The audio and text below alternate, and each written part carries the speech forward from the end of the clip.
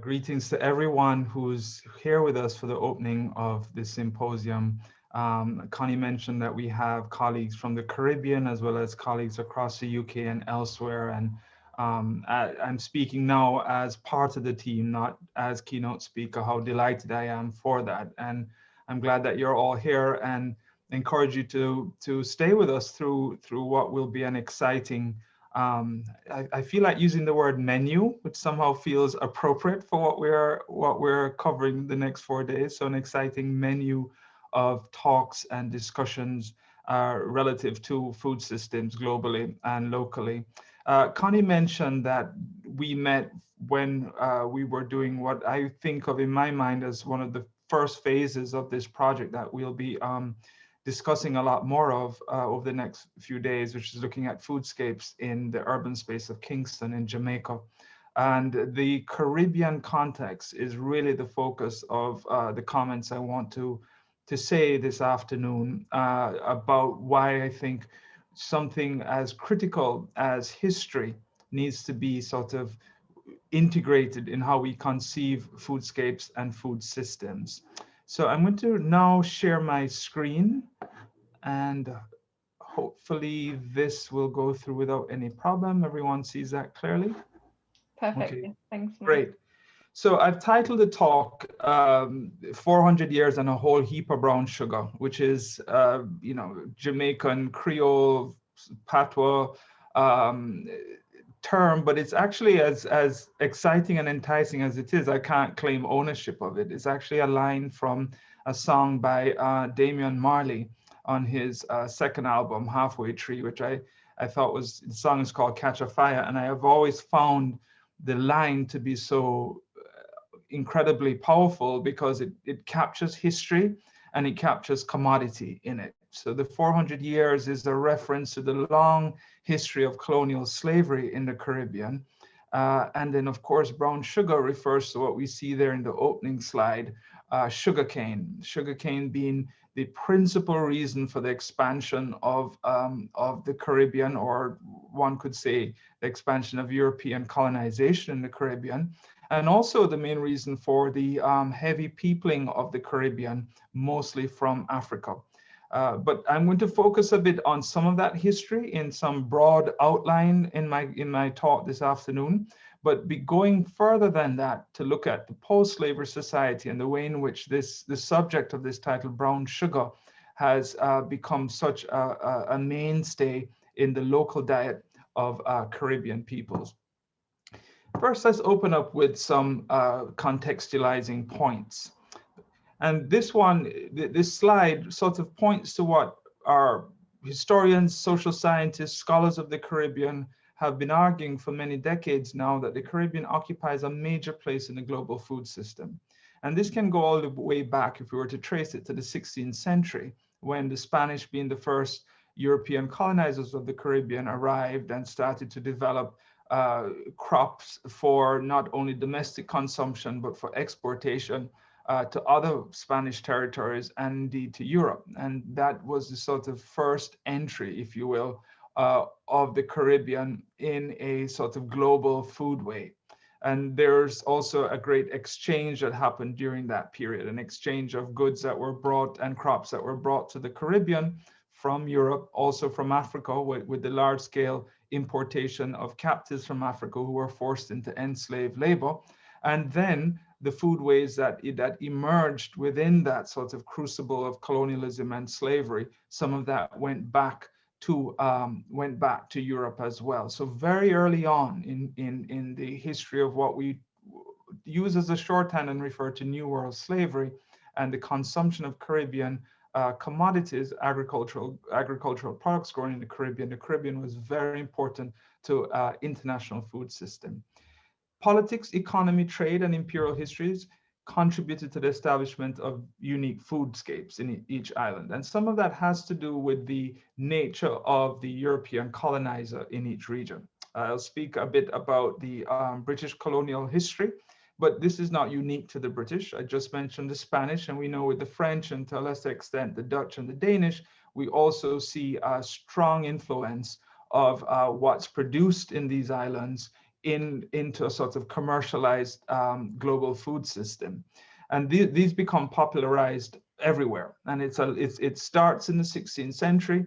It expands tremendously till we get to the point that we're in now in the 21st century, where you can find Haitian food in Switzerland. I remember a trip to Zurich. I was surprised that there was a Haitian restaurant there, and surprised and delighted to go there. To Jamaican patties at Sainsbury's here in London, or Puerto Rican food in the streets of San Francisco, or especially New York. So you see that the way in which food moves with people as well, and their food culture moves with them, which reinforces what I want us to sort of hold in our minds as a sort of a strong mantra throughout this talk, and indeed hopefully throughout the next 4 days, that Caribbean history is global history. That even though we're discussing local context and the impact of global food systems and health systems, and understanding health science and how it might apply to working through current problems in the Caribbean around NCDs, obesity, and so forth, we can't lose sight of the fact that the Caribbean is always part of a global system of food, and indeed a global system of history. And to prove that point, I want to go back in time a bit and go back to how we understand the development of that. And I want to do it by looking particularly at one commodity, one part of the Caribbean food diet. Now we see here on the screen a sort of potpourri of pan-Caribbean plates of food. All right, it might get some of us quite excited. Those of us who are from the Caribbean, not in the Caribbean right now, seeing this plate of food, it brings back memories instantly. And there's something to be said about food and memory. I've often said to people that if you want to test somebody's true accent, start to talk to them about food in the countries that they're from. You'll hear little cadences coming out, pronunciation switch, and so forth. There's a real way in which food connects to memory and to heritage. So in this image, you'll see ackee and saltfish, which is a typical Jamaican dish, a national dish of Jamaica in the front. You'll see jerk chicken, you see rice and peas, you see fish, you see oxtail, you see in the far left, you see something that looks like fufu, which is an African sort of pasty dish that you actually eat in the south of Haiti as well. And there they call it tom tom, and it's dipped in and it's swallowed.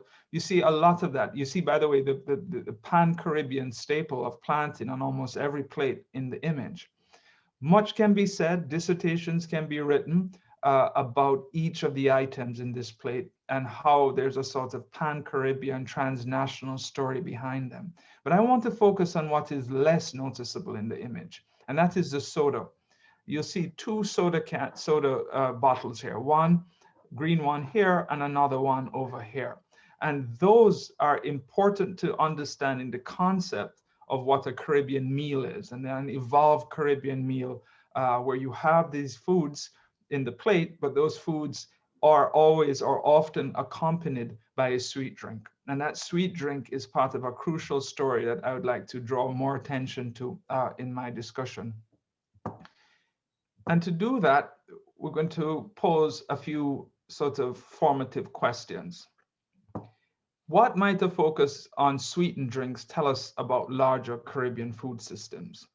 How can history enable us to locate the place of sugar, which, as I mentioned before, is crucial to how we understand the development of the Caribbean and its entry into a global food system, in the diet of Caribbean people, not just global citizens outside of the region, but within the region?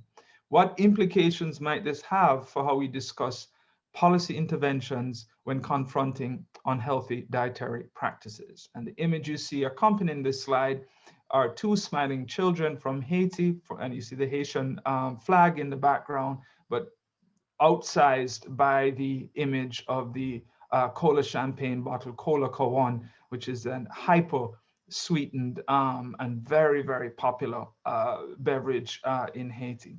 And this, to sort of answer, or at least to tease out some answers from these questions, requires that we go back a little bit in history.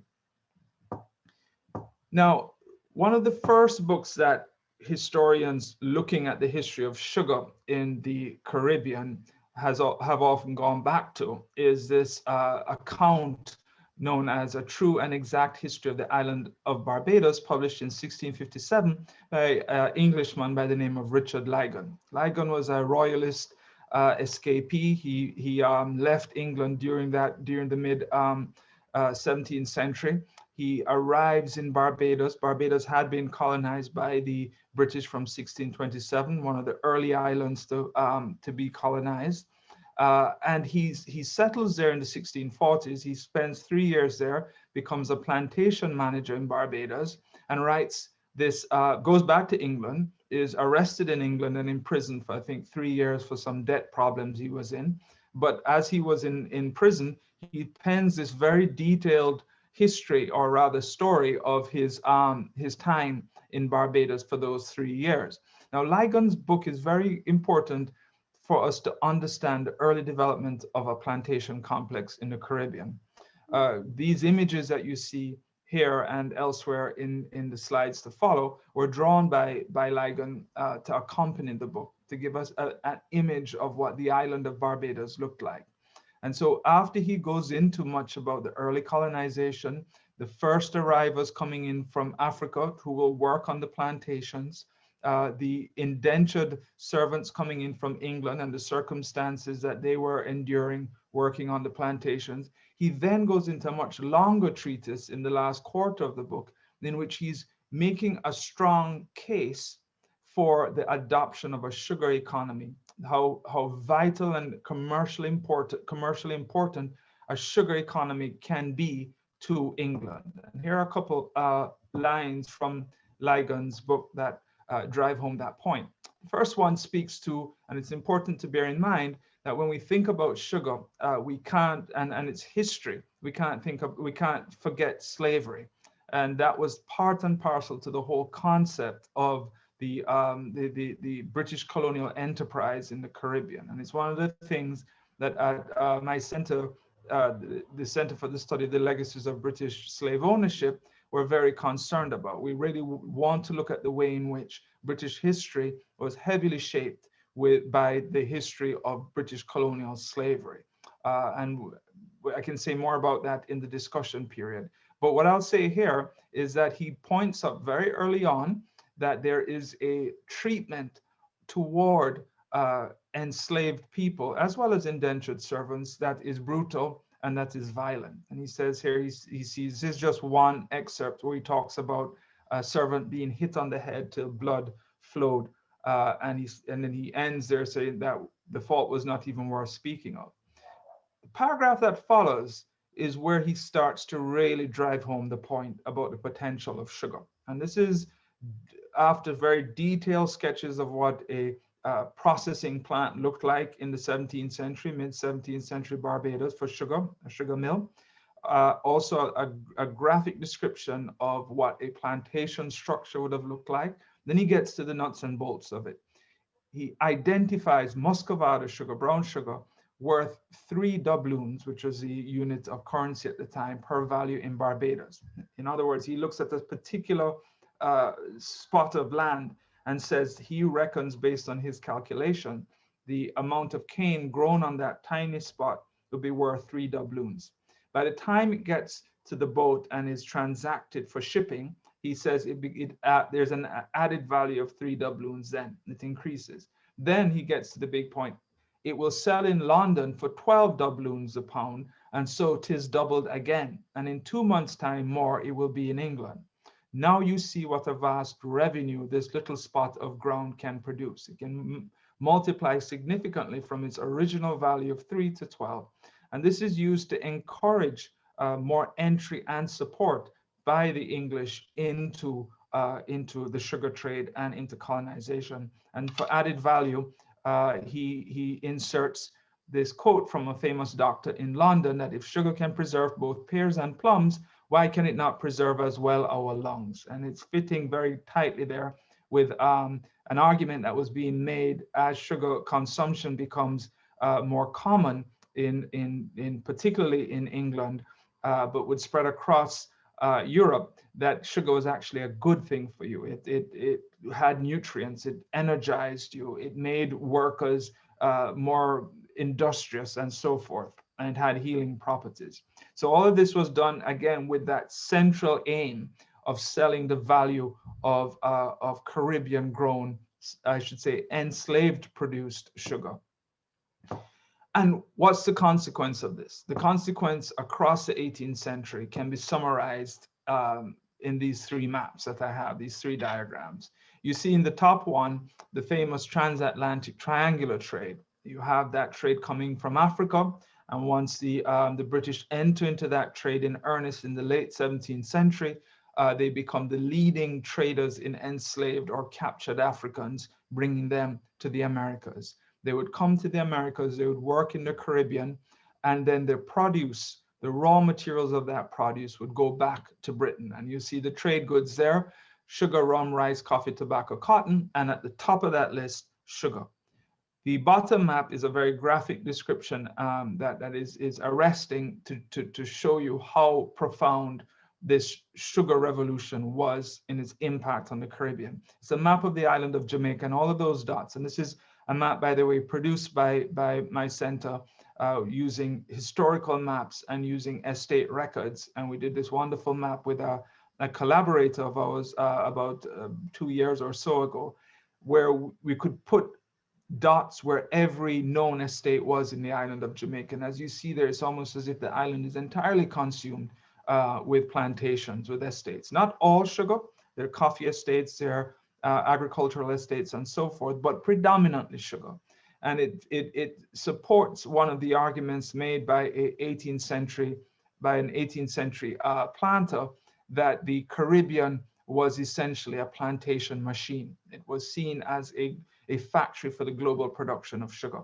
A late colony on the right was Trinidad, and you see so much of the coast of Trinidad was turned into sugar producing areas. So this drives home the point that we get from Ligon making this pitch to British merchants and commercial interests in the 1650s, that there's money to be made here.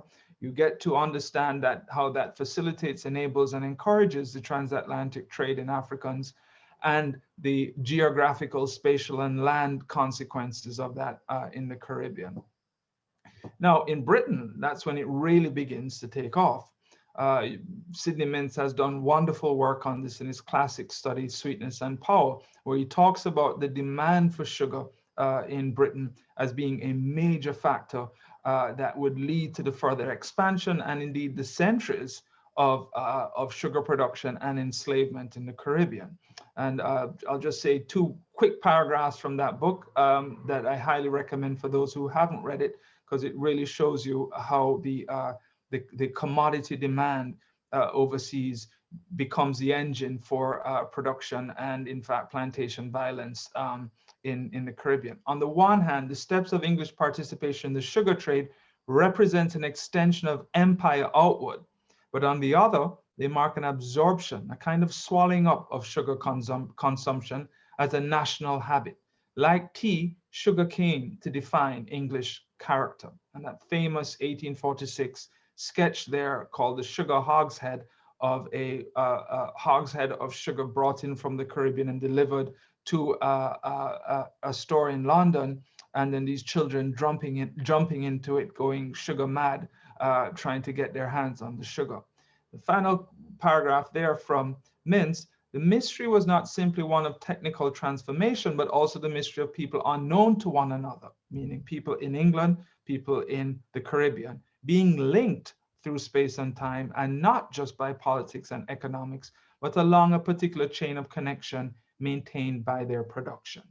And that's a powerful line that he says there, that chain of production is tying the Caribbean and the producers of sugar in the Caribbean, mostly enslaved Africans and their descendants, Creoles, to a market that becomes essentially daily use, a market for something that's daily use in England. And these two societies, joined by production, know not each other very well.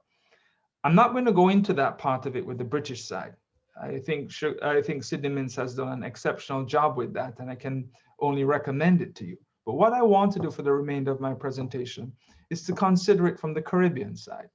What happens when we look at the consequences of this global economy of sugar, this food system that the Caribbean is a generator of, on Caribbean people? And let's turn again to Ligon. Ligon has this section in his book in which he's looking closely at enslaved Africans. He's looking at the conditions that they're living under. And bear in mind, again, his main motivation is to demonstrate the profitability of sugar and the profitability of enslaved grown sugar. And so he's looking closely at how they're working, the conditions that they're working under.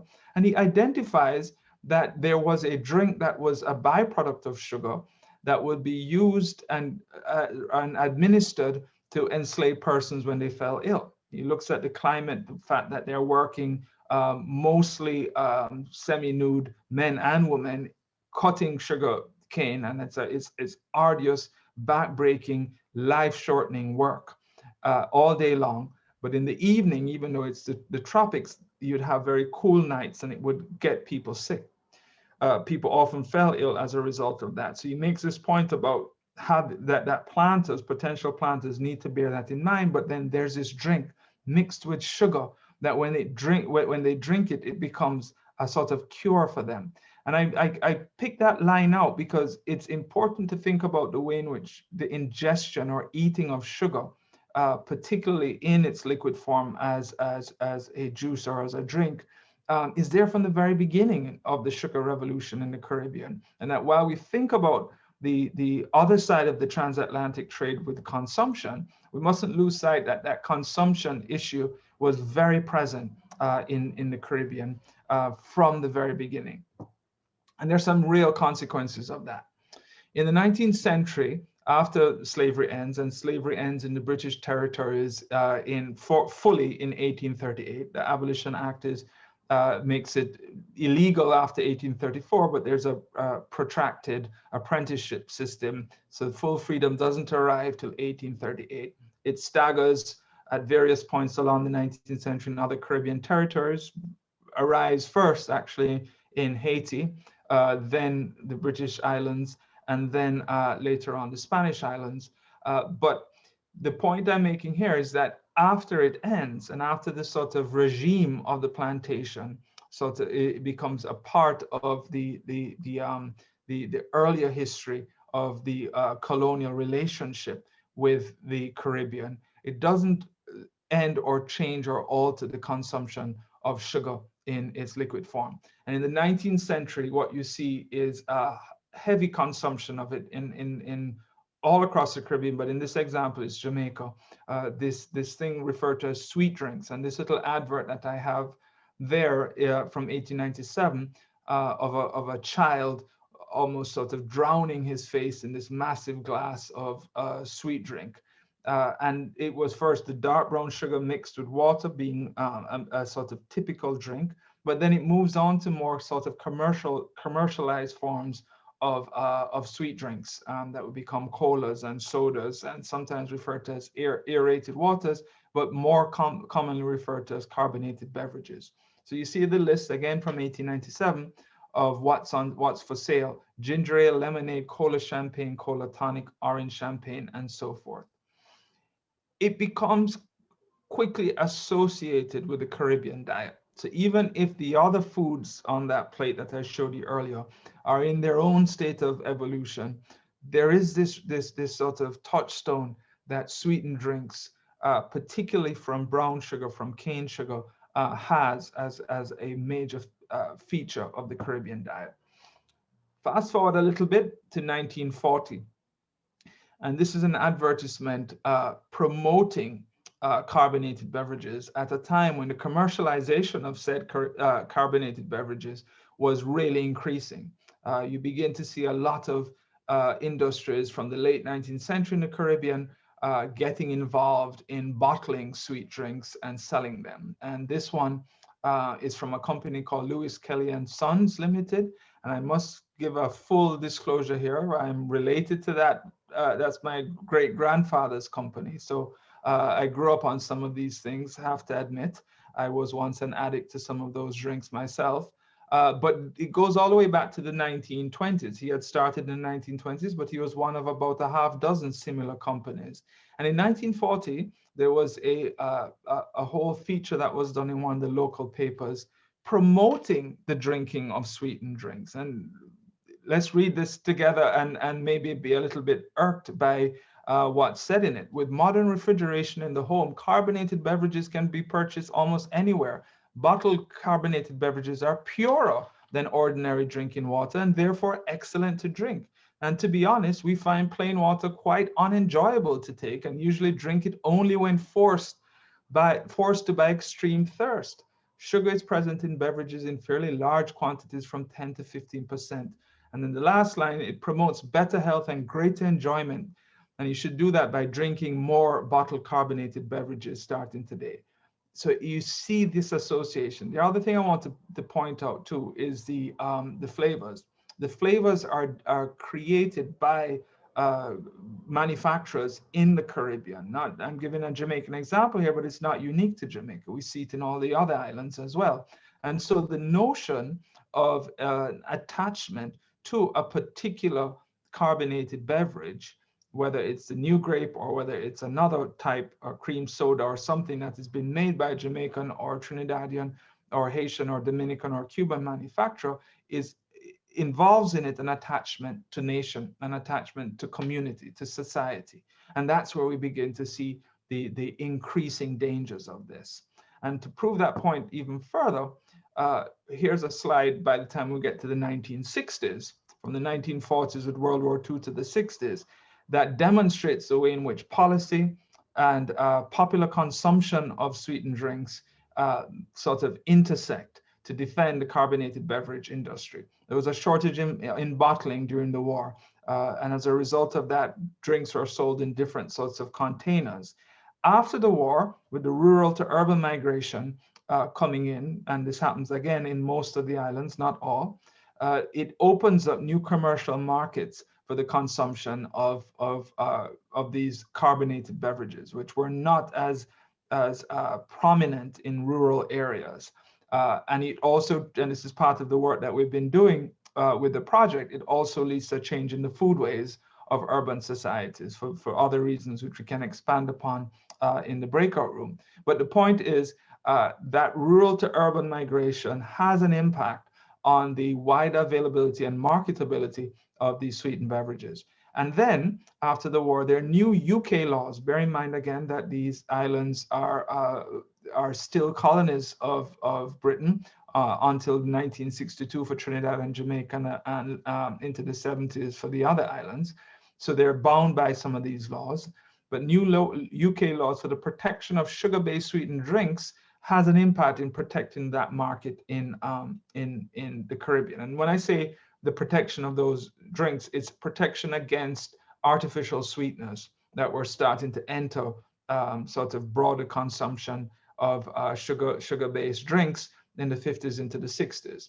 And you see a wonderful and somewhat frightening headline there from Port of Spain: sugarless soft drinks banned in Trinidad. Low-calorie sugarless soft drinks have been banned as prejudicial to the sugar industry. It was officially announced today. So that means that there is this protectionate sort of policy awareness from these states, colonial states, and going into the independent period in the 60s and the 70s to preserve the sugar industry, because this, I should say specifically the sweetened drink industry, because they're seen as an older industry in the Caribbean experience.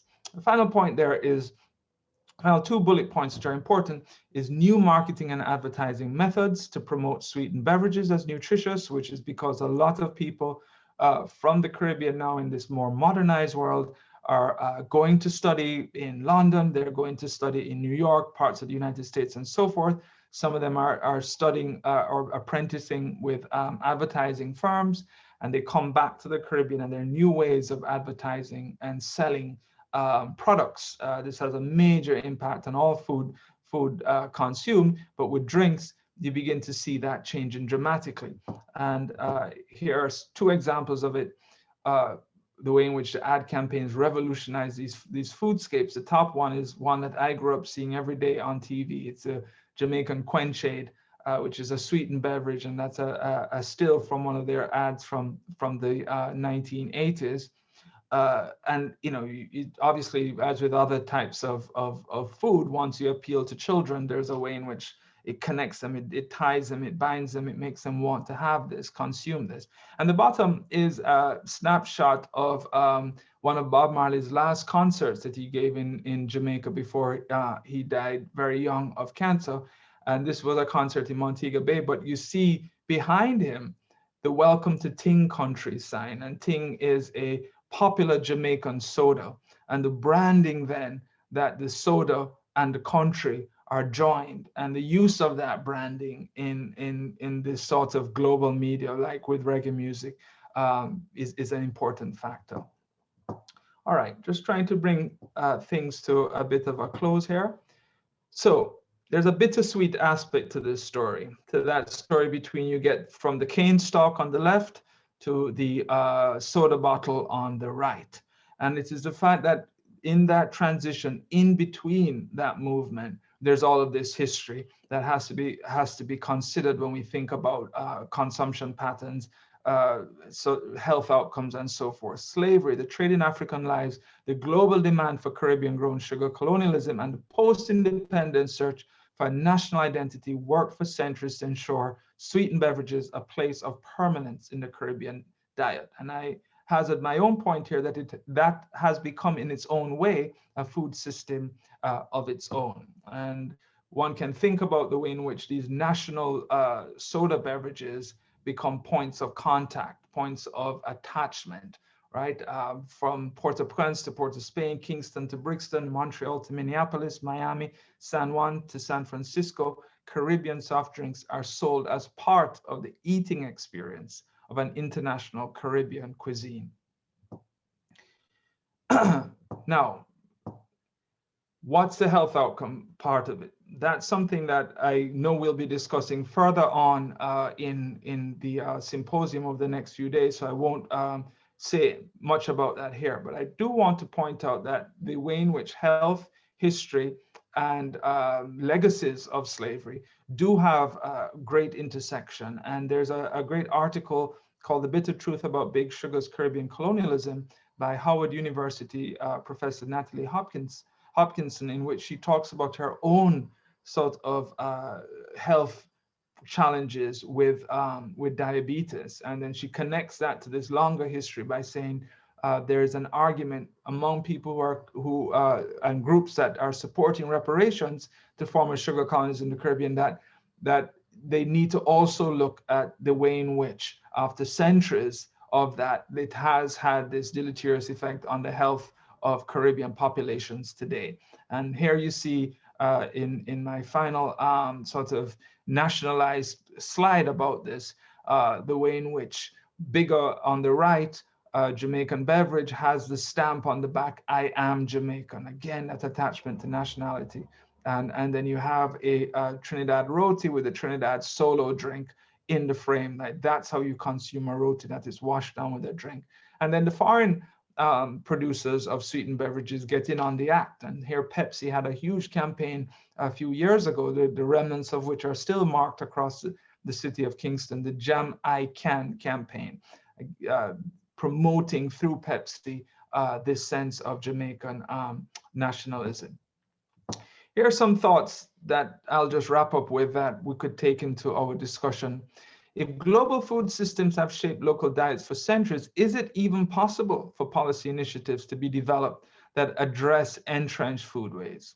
Second, are perspectives that examine retrospectively the dietary practices of Caribbean societies after slavery's end in the 19th century, something I've done today, relevant to discussions of unhealthy diets? Third, is there a role for international institutions and governments in redressing local problems in former sugar colonies, a point raised by Hopkinson in her essay? And finally, how can comparative studies of food systems address specific local concerns in the Caribbean? I throw those out there as concluding thoughts. I think we'll have great many things to say about that. But we'll end with one final important thought, that as much as we think of these things, also bear in mind that the Caribbean, with the good fortune of nature and history, have given us alternatives to sugar-sweetened beverages. Thank you. Fantastic. Thanks very much, Matt. Really great start to the symposium. I'm sure I'm speaking for everyone. I didn't want to stop you there. We are running a little bit over time, but I think it was just such a fantastic start to the symposium. So I think it was worth giving that time to your talk and the starting thoughts for our symposium. We do still want to do our breakout groups, but I do just want to open up if there are any immediate questions from the floor. I'd like to give you the opportunity to ask. You can put questions in the chat or just raise your hand or jump right in if you like for a question.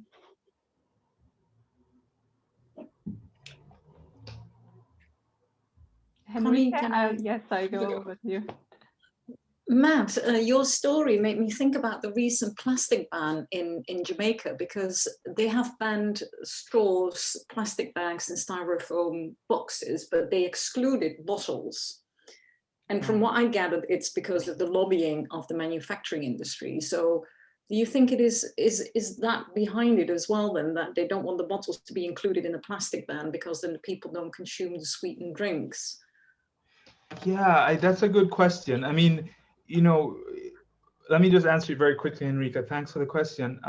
There is also a consumption of sweetened drinks in plastic bags as well, separate from the bottles, which is also very standard, snow cones and so forth. So that's the first point. So they do want to maintain that sort of some form of consumption of sweetened drinks. The other thing too is that from a policy perspective, as I tried to highlight with some of those examples, there's always a sense of protecting the bottle industry, the bottle industry. And the arguments that were used for that are arguments we'd be familiar with other high industrialized products, right? That more people are employed, you have more factories, you have more land use, you know, all of those things. We're modernizing, all of those things. So the beverage industry is presented as this sort of older, reliable, safe industry that does a lot. I mean, and it's from production to even the return of the bottles, and even the plastic bottles as well. You can return those and you can get a couple of cents for the return of it. So there's this whole chain economy attached to it that is defended stoutly. And I think that might be one of the answers to the question, but it's a great point. Thanks. Any other questions from the floor? I can't see any. Just one thing I wanted to point, just thought was fascinating. You talk about people and how they're moving, and with them food, but you talk a lot about different products and objects as well in your work. And I just thought here was so interesting, like you say, the bottle and these different technologies. But I do remember when you once told us about the patty and how it really became you know, mass product through the industrial oven, and that you needed that kind of invention of that technology that came with that food culture, I guess, that we connect with Jamaica. So I think, yeah, really fascinating to think of these objects as well, different kind of objects related to food and food cultures and food histories. If I'm not seeing any questions right now, then the next Marissa? idea. No, Marissa has a question. Yeah, go for it. Hi. Still on mute, yeah. That was great, thank you. I was just reminded when you're talking about the nationalism as attached to these industrial commodities, how, you know, in the US at least, and I'm aware of Michael Twitty's work, he's talking about culinary justice and, you know, how going back to histories of, you know, the slave grounds and provision grounds, and some of the, you know, alternatives that you suggested at the end, whether there's a space for a kind of culinary nationalism attached to alternatives that are more, you know, that are derived from, you know, these more organic, healthier food systems, if you will. Yeah, no, thank you for the question, Marissa. It's a good one. And it's something that I think we have been exploring in this project generally, that when we're looking at foodways and their evolution in the post-World War II Caribbean urban societies, we try not to lose sight of the evolution as well, or simultaneous development of more healthy options as well. And one of them, for instance, is the marketing of coconut water in the Caribbean today. You see that as well. In Kingston, you see the sale of sweet drinks at the stoplights, but you also see the sale of fresh fruits as well. So there is that, you know, the big question that we need to grapple with is, even though we have that as part of the space in the foodscape, why is the war, if you will, being won by the other side? And some of that has to do with these longer traditions, these questions of marketing and attachment to global food economies and so forth that push that very strongly. So there is a space, it exists. The question is, how can it become more widespread? Thank you. And I see Femke having her hand up. If you can keep it just brief for last question. Thank you. Yes, thank you so much for a really, really interesting talk. And I was also really, I think you raised really interesting questions at the end. I was just wondering, because also you discuss, of course, sweetness and power, and Sydney Mintz talks a lot about how power regimes structure the consumption of sugar in England. And I was wondering, in relation to your third question, is there a role for international institutions and governments in redressing local problems of sugar colonies?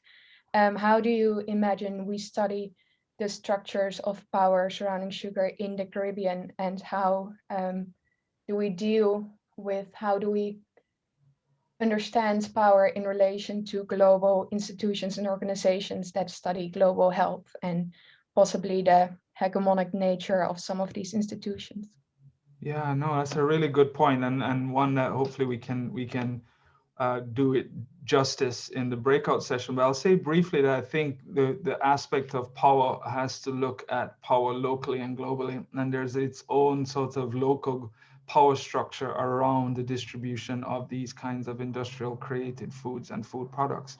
And it's I mean, to sound biased, that's my as a historian, you have to look at the history of that, right? You have to look at the history of the transition from the colonial to the national period, and how these various entities got support and state sponsorship, and how that sort of fed into this larger policy of protection and advertising, coming to Henrika's point. So there are sort of dial backs on unhealthy things in the space, but those other things are not troubled. They remain protected under the veil of a sort of nationalism, that this is a Jamaican, this is a Haitian thing, we don't touch that.